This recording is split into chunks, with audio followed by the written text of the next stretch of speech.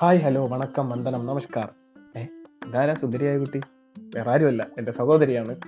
എല്ലാവർക്കും സുഖമാണെന്ന് വിചാരിക്കുന്നു. എനിക്കിവിടെ പരമസുഖം. അപ്പോൾ ഇന്ന് എൻ്റെ സഹോദരിയുടെ മാരേജിന് വേണ്ടിയിട്ടുള്ള ഡ്രസ്സ് എടുക്കാൻ വേണ്ടി ഒരു യാത്ര പോവുകയാണ്.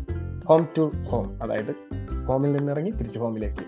അങ്ങനെ എൻ്റെ വീഡിയോ ആദ്യമായിട്ടാണ് കാണുന്നതെങ്കിൽ എൻ്റെ ചാനൽ ഒന്ന് സബ്സ്ക്രൈബ് ചെയ്യണം, അതുപോലെ കമൻറ്റ് ചെയ്യണം, ഇഷ്ടപ്പെട്ടാൽ ഒന്ന് ലൈക്ക് അടിക്കുക കേട്ടോ, മറക്കരുത്. അപ്പോൾ ഞങ്ങളിതാ വീടിനോട് ടാറ്റ ബൈ ബൈ പറഞ്ഞ് തിരിച്ചു വരുമെന്ന് പറഞ്ഞുകൊണ്ട് ഇതാ വണ്ടിയിലോട്ട് കയറി യാത്ര തുടരുകയാണ് മക്കളെ. കയറുമ്പോൾ തന്നെ അടിപൊളിയായിട്ട് പാട്ടിടണേ ചേട്ടാ എന്ന് പറഞ്ഞപ്പോഴത്തേക്കിന് ചേട്ടാ നല്ലൊരു കിടിലം കുത്തുപാട്ടം കിട്ട് ഞങ്ങളിതാ ട്രാവൽ ചെയ്യാൻ തുടങ്ങുകയാണ്. അപ്പോൾ തന്നെ നമ്മൾ അളിയൻ്റെ ഒരു കോൾ വന്നു. എൻ്റെ പെങ്ങളെ കെട്ടാൻ പോകുന്ന ചെറുക്കനാണ്, വീഡിയോ കോളാണ്. കോൾ ചെയ്ത് സംസാരിച്ചതിന് ശേഷം ഞങ്ങൾ വീണ്ടും യാത്ര തുടരുന്നു. ഇതെൻ്റെ സഹോദരനാണ് കേട്ടോ. അപ്പോൾ യാത്ര തുടർന്ന് കുറച്ച് സമയം കഴിഞ്ഞപ്പോഴത്തേക്കും ഞങ്ങളുടെ ഹീറോ ആയ മാമനിതാ വിളിക്കുന്നു. അപ്പോൾ മാമനോടും കുറച്ച് കുശലങ്ങൾ പറഞ്ഞ് വീണ്ടും ഞങ്ങൾ മുന്നോട്ട് തന്നെ. എവിടെയാണെന്ന് വെച്ചാൽ പറഞ്ഞുതരാം. എല്ലാ ലൊക്കേഷൻ സഹിതം ഈ വീഡിയോയിൽ പൂർണ്ണമായിട്ടും ഇട്ടിട്ടുണ്ട്. അപ്പോൾ ഞങ്ങളുടെ വീട്ടിൽ നിന്നും നേരെ തിരുവനന്തപുരത്തേക്കാണ് പോകുന്നത്. രാവിലെ 11 മണി. മറക്കരുത്. ഇതിലൊരു സർപ്രൈസ് ഉണ്ട്, ഏറ്റവും ലാസ്റ്റ് പറഞ്ഞുതരാം. അപ്പോൾ ഞങ്ങൾ പാറശാലയിൽ നിന്ന് തിരിച്ച് അമരവള വഴി നെയ്യാറ്റിൻകര വഴി തിരുവനന്തപുരത്തേക്ക് റോഡ് മാർഗം വഴി പോവുകയാണ്. നേരെ പോകുന്നത് കല്യാൺ സിൽക്സ് തിരുവനന്തപുരത്തേക്കാണ്. കയറി ചെല്ലുമ്പോൾ തന്നെ നല്ലൊരു സ്മെല്ലാണ് കേട്ടോ. ഈ കടയ്ക്കകത്ത് കയറി പോകുമ്പോൾ നല്ല വസന്തമാണ്, നല്ല മണമാണ്. ടെൻഷനായിട്ട് എന്തെങ്കിലും വന്നു കഴിഞ്ഞാൽ മണം കൊണ്ടുതന്നെ നമ്മളെ റിലാക്സേഷൻ ആവും. അങ്ങനെ വരുമ്പോൾ തന്നെ ഇഷ്ടംപോലെ കളക്ഷൻസ് ഉണ്ട്, വെറൈറ്റി കളക്ഷൻസ് ഉണ്ട്. സത്യം പറഞ്ഞാൽ ഞങ്ങൾക്കൊന്നും അറിയില്ല ഇതിൽ എന്തൊക്കെയായിരിക്കും. ഡ്രസ്സാണെന്നറിയാം, അല്ലാതെ ഇത് ഏത് ഡിസൈനാണ്, അങ്ങനത്തെയാണോ ഇങ്ങനത്തെയാണോ മറ്റേ ഇതുള്ളതാണോ അങ്ങനെയൊക്കെ പറഞ്ഞ് ബ്ലാ ബ്ലാ ബ്ലാ ഇരിക്കുന്നു. അപ്പം അവനും കുറച്ച് ബോറടിച്ചതുകൊണ്ട് ഞാനും കുറച്ച് തമാശ പറഞ്ഞ് അങ്ങനെ കണ്ടില്ലേ, ഇത് ഓരോരോ സെക്ഷനാണ്. സത്യം പറഞ്ഞാൽ നമുക്ക് ആണായിട്ട് ഒരാളായിട്ട് അവിടെ പോയി നിൽക്കുവാണെങ്കിൽ കുറച്ച് പേർക്ക് അറിയായിരിക്കും അവിടെ ജോലി ചെയ്യുന്നവർക്ക്. അല്ലാതെ നമ്മൾ ഈ ഡ്രസ്സ് പരമായിട്ട് ഒന്നും അറിഞ്ഞുകൂടാത്തവർക്ക് അവിടെ പോയി നിന്നാൽ വെറുതെ വാഗൊളിച്ച് നിൽക്കാനേ പറ്റുള്ളൂ. അങ്ങനെ എൻ്റെ മാമി തട്ടവിട്ട എൻ്റെ മാമി സാരി കൊടുക്കുകയാണ്.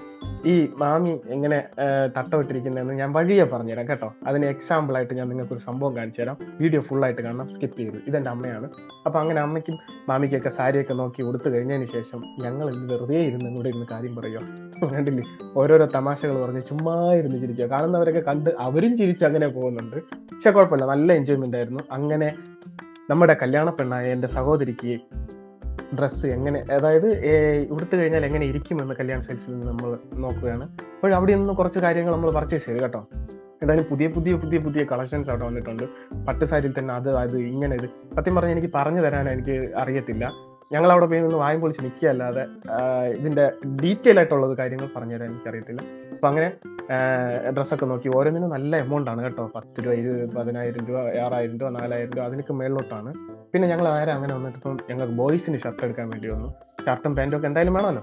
കല്യാണത്തിനൊക്കെ എനിക്ക് നല്ല ടിപ് ടോപ്പ് ആയിരിക്കണം. അപ്പോൾ വാൻ ഹുസൈനും വാലൻസ് ഒൻലിയും പാർക്ക് അവന്യൂലൊക്കെ വന്ന് നോക്കിയപ്പോഴത്തേക്കും എൻ്റെ കൊച്ചിച്ചനാണ്. വാവ്, കണ്ടപ്പോൾ തന്നെ ഇഷ്ടപ്പെട്ടു. പുള്ളിക്ക് ഒരു ഷർട്ട് സെലക്ട് ആക്കി. അങ്ങനെ കുറേ സ്ഥലത്ത് കയറുമ്പോഴേ നമുക്ക് ഇഷ്ടമുള്ളത് കിട്ടത്തുള്ളൂ. അപ്പം ഞങ്ങൾക്ക് അവിടെ നിന്നും കിട്ടി, നല്ലത് കിട്ടി. എൻ്റെ സഹോദരിയും മാമിയും അമ്മയൊക്കെ സാരിയൊക്കെ എടുത്തിട്ടുണ്ട്.